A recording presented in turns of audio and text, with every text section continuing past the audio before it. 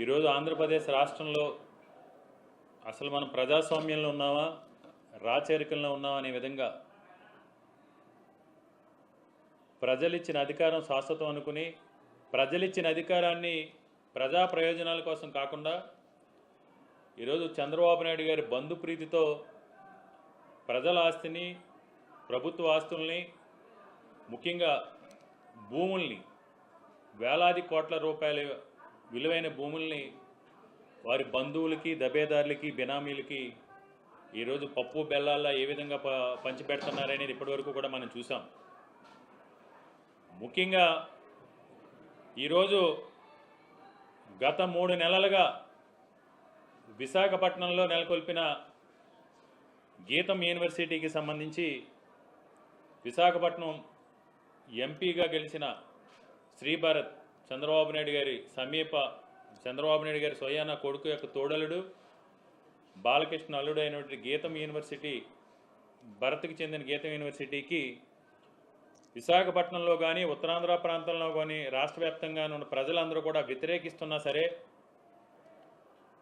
అధికారాన్ని అడ్డం పెట్టుకుని అధికారాన్ని దుర్వినియోగపరిచి విశాఖపట్నం కార్పొరేషన్ చరిత్రలో ఎన్నడూ లేని విధంగా దౌర్జన్యాలు చేసి ఎలాంటి డిస్కషన్ కూడా చర్చ కూడా జరగకుండా ఇక్కడ ఉన్న స్థానికంగా ఉన్న లోకల్ బాడీల ఆమోదం లేకుండానే ఇక్కడ ఆమోదం చేసామని కట్టుబెట్టడం జరిగింది. ఆ భూమిని కట్టుబెట్టే ప్రయత్నం చేసి క్యాబినెట్ ప్రభుత్వానికి ఇక్కడి నుంచి ఫార్వర్డ్ చేయడం జరిగింది.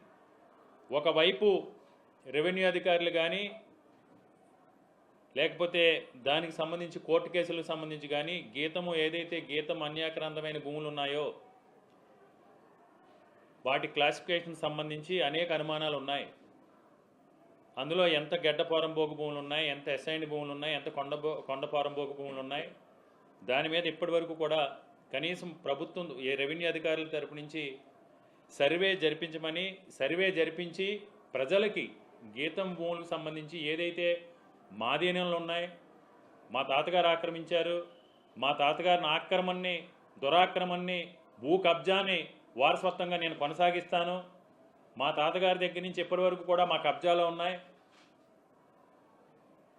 మా ప్రభుత్వం అధికారంలో ఉంది, నేను ఎంపీగా ఉన్నాను కాబట్టి అవి అసైన్డ్ భూములైనా కొండ పోరంబోకైనా గెడ్డ పోరంబోకైనా నా యూనివర్సిటీకి దారదత్తం చేయండి అని నిస్సిగ్గుగా విశాఖపట్నం ఎంపీ మాట్లాడుతున్న తరుణంలో దానిపైన ప్రజాభిప్రాయాన్ని ప్రజల పోరాటాన్ని గౌరవించి వాటిని కట్టడి చేయాల్సిన రెవెన్యూ అధికారులు ఈరోజు చంద్రబాబు నాయుడు గారికి ఈ కూటమి ముఖ్యంగా ఎంపీకి తొత్తులుగా మారి ప్రజలకి సేవ చేయాల్సిన ప్రభుత్వ అధికారులు రాజకీయ నాయకులకు బానిసలుగా మారి ఈరోజు గీతం యూనివర్సిటీకి సంబంధించిన భూముల్ని ఏదైతే రెవెన్యూ అధికారులు ఈ స్థలంలో ఆక్రమణదారులు శిక్షార్హులని బోర్డులు పెట్టారో ఆ బోర్డుల్ని తొలగించి చదును చేసి అక్కడ మనకున్న సమాచారం ఏంటంటే మెయిన్ అడ్మినిస్ట్రేటివ్ బిల్డింగ్ కింద 12 ఫ్లోర్లు అసలు భూమి బదలాయింపుకు సంబంధించి కోర్టు కేసులు ఉన్నాయి.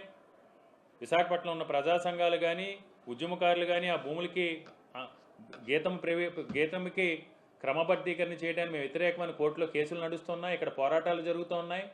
ఇవన్నీ ఒకవైపు జరుగుతుంటే ఇవన్నిటినీ కూడా పెడచెవిని పెట్టి అధికారులు ఈ తెలుగుదేశానికి ఎంపీ గారికి కూడా లోకేష్ డైరెక్షన్లో దాసోహం అయ్యి చాలా చట్టవిరుద్ధంగా ఈ విధంగా చదును చేసి 12 ఫ్లోర్లు బిల్డింగ్ కట్టడానికి సమయంతో అవుతున్నా సరే ఈరోజు అధికారులు ముద్దు నిద్రపోతూ ఉన్నారు. ఇది అధికారుల్ని ముఖ్యంగా కూటమి నాయకుల్ని మిగతా కూటమిలో ఉన్న మిగతా ఎమ్మెల్యేలు కూడా మేము ఒకటే ప్రశ్నిస్తూ ఉన్నాం. మీకు నిజంగా చిత్తశుద్ధి ఉంటే విశాఖపట్నం అభివృద్ధి చెందాలి, విశాఖపట్నం ఈ ప్రాంతంలో ఉన్న వనరులను సద్వినియోగం చేసుకోవాలి, ఈ ప్రాంతంలో ఉన్న ప్రజలందరూ కూడా ఓటు వేసి మనకు రాజకీయంగా భవిష్యత్తు కల్పించారు, దీన్ని ప్రజల కోసం వినియోగించాలి. అంతే తప్ప చంద్రబాబు నాయుడు కొడుక్కి తోడల్లుడికి అడుగులకి మడుగులు ఎత్తడం కాదు మా ప్రజలు ఓట్లేసిందనే కనుక స్పృహ కనుక మీకుంటే ఈ గీతంకి సంబంధించి ఏదైతే 5,000 కోట్ల రూపాయల భూములు అన్యాక్రాంతం అవుతున్నా వాటి పైన సమాధానం చెప్పాలని డిమాండ్ చేస్తూ ఉన్నాం. ముఖ్యంగా గీతమే కాదు, నిన్న కాక మొన్న పుట్టిన ఊరు పేరు లేని కంపెనీలన్నింటికి కూడా. ఎందుకంటే విశాఖపట్నం ఉన్న ప్రజల సౌమ్యులు ఈ ప్రాంతంలో మన బెజవాడ నుంచి వచ్చి లేకపోతే ఎలాంటి దౌర్జన్యాలు చేసినా ఎలాంటి ఆక్రమణలు చేసినా దురాక్రమణలు చేసినా మనల్ని ఎవరో కూడా ప్రశ్నించేవారు లేరు. ప్రశ్నిస్తే తప్పుడు కేసులతోనో లేకపోతే బెదిరించో లేకపోతే అదిరించో వీళ్ళని భయభ్రాంతులు గురి చేసో ఈ భూములన్నీ కూడా అన్యాక్రాంతం చేసుకుందామనే ఉద్దేశంతో గీతము కావచ్చు, వర్ష కావచ్చు, నిన్న కాకమొన్న ASIP advanced technologies packaging system సంబంధించి ఆ కంపెనీకి ఎంత అన్యాయం అంటే వాళ్ళు పొందుపరిచింది ఏఎస్ఐపి అనేదికి తరువాళ్ళలో 30 ఎకరాల భూమి కేటాయిస్తున్నాం, వాళ్ళు 2316 కోట్ల రూపాయలు పెట్టుబడులు పెడతారు, దానికి సంబంధించి 1000 ఉద్యోగాలు కల్పిస్తామని చెప్పారు. మీరు ఈరోజు ఏఎస్ఎఫ్పికి సంబంధించి సమాచారం తీసుకుంటే ఆ కంపెనీ స్థాపించిన 2017 నవంబర్లో నవంబర్ 17, 2020లో ఇప్పటి వరకు ఆ కంపెనీ స్థాపించిన తర్వాత కంపెనీలో ఉన్న ఎంప్లాయీస్ 10 నుంచి 40 మంది. ఏ ఇయర్లోని కూడా ఏ ఫైనాన్షియల్ ఇయర్లోని కూడా పెయిడ్ క్యాపిటల్ 10 crores దాటలేదు, ఆథరైజ్డ్ క్యాపిటల్ 30 crores లేదు. అలాంటి సంస్థని తీసుకొచ్చి ఈరోజు వీళ్ళు 2316 కోట్ల రూపాయలు పెట్టుబడులు పెడతారు, 1000 మందికి ఉపాధి కల్పిస్తారని చెప్పి ఈరోజు సుమారు 150 కోట్ల రూపాయల భూమిని వాళ్ళకి అన్యాక్రాంతం చేసే ప్రయత్నం. ఇవన్నీ ఒక ఎత్తు అయితే ఈరోజు గీతం యూనివర్సిటీకి కానీ, సత్వాకి కానీ, కపిల్ చిట్ ఫండ్స్కి కానీ, వర్షా కంపెనీకి కానీ ఇచ్చిన భూముల్ని వాళ్ళకి పావలాకి, రూపాయికి కట్టబెట్టి పెద్ద భూ స్కామ్కి చంద్రబాబు నాయుడు గారి డైరెక్షన్లో భూ స్కామ్కి పాల్పడి ఆస్తులను దోచేయడంతో పాటు వీళ్ళకి అదనంగా ఈ సత్వాకి, గీతంకి సంబంధించిన వాటికి ఎస్ఎఫ్టీకి 2000 రూపాయలు ప్రభుత్వమే ఆర్థిక సహాయం అందిస్తుందంట. నాకు తెలిసి స్వతంత్ర భారతదేశ చరిత్రలో ఇంత అన్యాయంగా, ఇంత అక్రమంగా అధికారాన్ని అడ్డం పెట్టుకుని ప్రజల ఆస్తుల్ని ప్రైవేటు వ్యక్తులకు దోచిపెట్టి ఈరోజు వేలాది కోట్ల రూపాయలు దోచుకోవడంతో పాటు ఇంకా నిస్సిగ్గుగా అధికారం శ్వాసతో అనుకుని మమ్మల్ని ఎవడు అడిగేవాడే లేడు, మా ఇష్టం అనుకుని ఈరోజు సత్వా అనే కంపెనీకి లేదా గీతం యూనివర్సిటీకి ఏదైతే భూ కేటాయింపులు జరిగి వాళ్ళందరికీ కూడా ఎస్ఎఫ్టీకి 2000 రూపాయలు ప్రభుత్వం ఆర్థిక సహాయం చేస్తుందంట. అంటే మరి ఇది ఎక్కడ ఉందో, ఎలాంటి నియమ నిబంధనలు పాటిస్తూ ఉన్నారో అసలు చంద్రబాబు నాయుడు గారు కానీ, లేకపోతే లోకేష్ కానీ, డిప్యూటీ సీఎం పవన్ కళ్యాణ్ గారు కానీ అది ఏదైతే ఈ ప్రజల ఆస్తులు ఉన్నాయో వాటి గురించి వారు ఏం ఆలోచిస్తున్నారో కూడా ఎవరికి కూడా గందరగోళ పరిస్థితుల్లో ఈరోజు ప్రజలందరూ కూడా ఆందోళన చెందుతున్నారు. ఏది ఏమైనా గీతంకు సంబంధించి ఉత్తరాంధ్ర ప్రాంతంలో ఉన్న ప్రతి ప్రజాప్రతినిధిని, ఇప్పుడు నగరంలో గెలిచిన ప్రతి ఒక్కరిని కూడా మేము ఒకటే ప్రశ్నిస్తూ ఉన్నాం. గీతముకి ప్రజల ఆస్తిని చాలా అన్యాయంగా, అక్రమంగా కట్టబెడతా ఉన్నారు. 5,50,000 మెజార్టీతో గెలిచిన ఒక ఎంపీ నిస్సిగ్గుగా మా తాతల కాలం నుంచి నా వరకు కూడా మేము ఆక్రమణ చేశాం, మేము దురాక్రమణ చేశాం, మేము కబ్జా చేశాం, మా కబ్జాలో ఉన్నాయి కాబట్టి ఈరోజు రెగ్యులేట్ చేయండి అని అడిగితే ఈరోజు దాన్ని నిలువరించాల్సింది పోయి ఈరోజు దాన్ని వారి కట్టబెట్టే ప్రయత్నం చేస్తూ ఉన్నారు. దీనిపైన మీడియా మిత్రుల ద్వారా ఉత్తరాంధ్ర ప్రాంత వాసులు కానీ, ముఖ్యంగా విశాఖపట్నం కానీ ప్రజలు కానీ మీడియా మిత్రుల ద్వారా ఎవరైతే ఈ గీతం భూములకు సంబంధించి అన్యాక్రాంతమైనో అటు మీరైతే మీ కోరిక ప్రకారం వైఎస్ఆర్ కాంగ్రెస్ పార్టీ తరఫున మా నాయకుడు జగన్మోహన్ రెడ్డి గారి ఆదేశాల మేరకు తప్పకుండా మేము పోరాటం, మీరు ప్రజల పిలుపు మేరకు ఎలాంటి పోరాటానికైనా సరే మేము సిద్ధంగా ఉన్నాం. ఇది పూర్తిగా చట్టవిరుద్ధం, అన్యాయం, అక్రమం. దీనిపైన మేము ఈరోజు కోర్టుకు న్యాయ పోరాటం కూడా చేయడానికి మేము సిద్ధపడ్డాం. అంతేకాకుండా రేపు కలెక్టర్ గారిని కూడా కలిసి, ఎందుకంటే కలెక్టర్ గారికి కూడా బాధ్యత ఉంది. గత నెల 15 రోజుల క్రితం మేమందరూ కూడా కలెక్టర్ గారిని కలిసి ఆయనకు ఒక వినతిపత్రం సమర్పించడం జరిగింది. అసలు గీతంకు సంబంధించి మీరు భూ కేటాయింపు చేస్తారో లేదో అది సెకండరీ. అసలు గీతము ఆధీనంలో ఉన్న ప్రభుత్వ భూములు ఎన్ని ఎకరాలు ఉంది, దాని క్లాసిఫికేషన్ ఏంటని ఇప్పటి వరకు కూడా కలెక్టర్ గారిని అడిగితే కలెక్టర్ గారి దగ్గర నుంచి సమాధానం లేదు. ఇంకా జీవీఎంసీ కమిషనర్ గురించి అయితే చెప్పాల్సిన అవసరమే లేదు. ఇక్కడ ఉన్న జీవీఎంసీ కమిషనర్ అయితే ఒక ప్రభుత్వ అధికారిగా కాకుండా ప్రజలకు జవాబుదారంతో పనిచేసిన జీవీఎంసీ కమిషనర్ అయితే కేవలం తెలుగుదేశం నాయకుల కింద ఈరోజు ఆయన తొత్తుగా వ్యవహరిస్తున్నారు. ఒకవైపు ఊరు పేరు లేని కంపెనీలకి, నిన్న కాకమొన్న పుట్టిన కంపెనీకి వేలాది కోట్ల రూపాయల ప్రభుత్వ భూములు కట్టబెట్టే ఈ ప్రబుద్ధుడు జీవీఎంసీ కమిషనర్ ఈరోజు ఇక్కడ నిన్న కాకమొన్న చూసాం రైల్వే స్టేషన్ దగ్గర. గతంలో రైల్వే వారు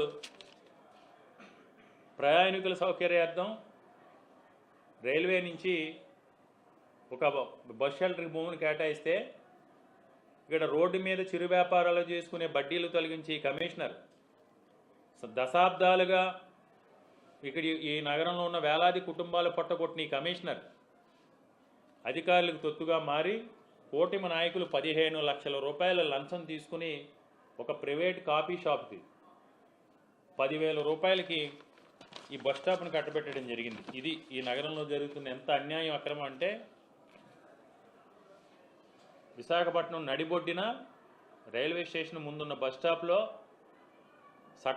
సగ భాగాన్ని నెలకి 10,000 రూపాయలకి ఒక బస్ స్టాప్కి. అంటే ఇది ఎందుకు చెప్తున్నానంటే వీళ్ళు ఎంత దౌర్జన్యంగా అధికారులు కానీ రాజకీయ నాయకులు కానీ ఎంత దౌర్జన్యంగా వ్యవహరిస్తున్న నిదర్శనం ఏంటంటే ఒక 20 గజాల్లోనో 10 గజాల్లోనో ట్రేడ్లేషన్ చేసి పళ్ళ వ్యాపారమో కూరగాయల వ్యాపారమో లేకపోతే ఒక టీ కొట్టో జరుపుకునే కుటుంబాలని రాక్షస కాండలాగా ప్రొక్లైన్లు తీసుకొచ్చి బుల్డోజర్లు తీసుకొచ్చి బుల్డోజ్ చేసి వాళ్ళ సామాన్లన్నీ కూడా రోడ్డు మీద గీడ్చి పడేస్తారు.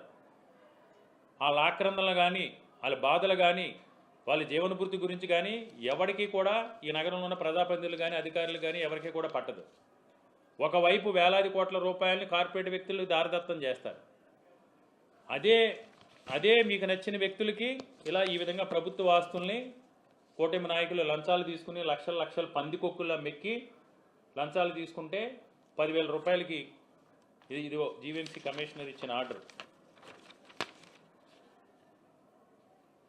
ఈరోజు తప్పకుండా జీవీఎంసీ కమిషనర్ గారిని కానీ ఇక్కడున్న ఆర్డీఓ గారిని కానీ విశాఖపట్నం కలెక్టర్ గారిని కానీ రేపు మీరు ఏదైతే ప్రభుత్వ భూముల్ని చంద్రబాబు నాయుడు గారి చెప్పు చేతల్లో లోకేష్ చెప్పు చేతల్లో అధికార దుర్వినియోగానికి పాల్పడి నిబంధనల విరుద్ధంగా చట్టానికి విరుద్ధంగా ఏదైతే భూ కేటాయింపులు చేశారో ఆ భూ కేటాయింపుల పైన రేపు న్యాయస్థానం ముందు మీరు తప్పకుండా శిక్ష అనుభవించాల్సిన పరిస్థితులు దాపరిస్తాయి. కాబట్టి అధికారులందరినీ కూడా మేము ఒకటే డిమాండ్ చేస్తున్నాం. ముఖ్యంగా గీతంకు సంబంధించి ఆక్రమణలో భూముల్ని ఏ విధంగా వారికి అన్యాక్రాంతం చేస్తారు. ఈరోజు మీరు స్వయంగా ఆక్రమణదారులు శిక్షార్హులని పెట్టిన బోర్డుల్ని తొలగించి ఈ విధంగా భూమిని చదువు చేస్తున్న గీతం చైర్మన్ పైన గీతంలో ఎవరైతే ఈ చదువుని చేసే కార్యక్రమాన్ని అక్రమ నిర్మాణాలు చేస్తున్న వారు ఎవరు ఉన్నారో తక్షణం వారిపైన ల్యాండ్ గ్రాబింగ్ కేసు బుక్ చేసి వారిపైన తక్షణం చర్యలు తీసుకోవాలని మీడియా మిత్రుల ద్వారా ఈ అధికారులందరినీ కూడా మేము డిమాండ్ చేస్తున్నాం. అంతేకాదు గీతంకి సంబంధించి ఎంపీ గారిని కూడా మేము ఒకటే ప్రశ్నిస్తున్నాం. మీకు విశాఖపట్నం పార్లమెంటు ప్రజలు 5 లక్షల పైచీలకు మెజార్టీతో గెలిపించింది ఇలాగ 5,000 కోట్ల రూపాయలు భూములు కొట్టేయడానికి కాదు, కొంతైనా ప్రజాస్వామ్యతంగా బాధ్యతగా మెలగాలని ఆ ఎంపీ గారిని కూడా మేము డిమాండ్ చేస్తున్నాం. సత్వాకు సంబంధించి ఏదైతే భూ కేటాయింపులు చేశారో బోగస్ కంపెనీలకి బెనామీల కంపెనీలకి కేవలం దేనికోసం ఇస్తున్నారంటే డైరెక్ట్గా లోకేష్ జేబు నింపడం కోసం. ఎక్కడా కూడా లేదు, చట్టంలో ఎక్కడా కూడా. ఈరోజు ఒక ప్రైవేట్ కంపెనీకి ఒక రియల్ ఎస్టేట్ సంస్థకి 1,500 రూపాయల భూమి కట్టబెట్టి పప్పు బెల్లాల నిర్మాణ ఖర్చుల కింద 2,000 రూపాయలు ఎస్ఎఫ్టీకి 2,000 రూపాయలు ప్రభుత్వం ఇవ్వడానికి ప్రభుత్వం నిర్ణయం తీసుకుంది. అసలు ఏ విధంగా ఇస్తున్నారంటే దాన్ని మనం సమాధానం చెప్పలేని పరిస్థితుల్లో ఉన్నాం. అంటే ఎక్కడా లేదు. గీతం కూడా ఏంటి మా ఇష్టం, లోకేష్ చెప్తా ఉన్నాడు కదా నా ఇష్టం, నేను రూపాయికైనా ఇస్తాను. అది ఎంత బాధ్యత రాహిత్యంగా అన్నారంటే మీరు అన్నది నిజంగా 2,000 రూపాయలు ఎందుకు ఇస్తున్నారంటే మేము ఇస్తామంతే.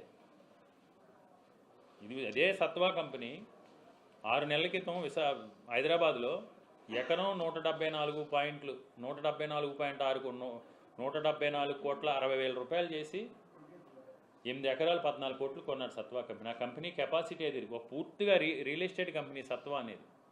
అలాంటి సత్వాకి ఎకరం ₹1 కోటి చొప్పున 30 ఎకరాలు 30 కోట్లు కట్టబెట్టి 1,500 కోట్ల రూపాయలు స్కాము పాల్పడి కొత్తగా దానికి ఏం చేశారంటే వాళ్ళు నిర్మించే నిర్మాణానికి 2,000 రూపాయలు ఆర్థిక సహాయం కూడా చేస్తారండి. మన మెడికల్ కాలేజీలు అడిగితే డబ్బులు లేవంటారు.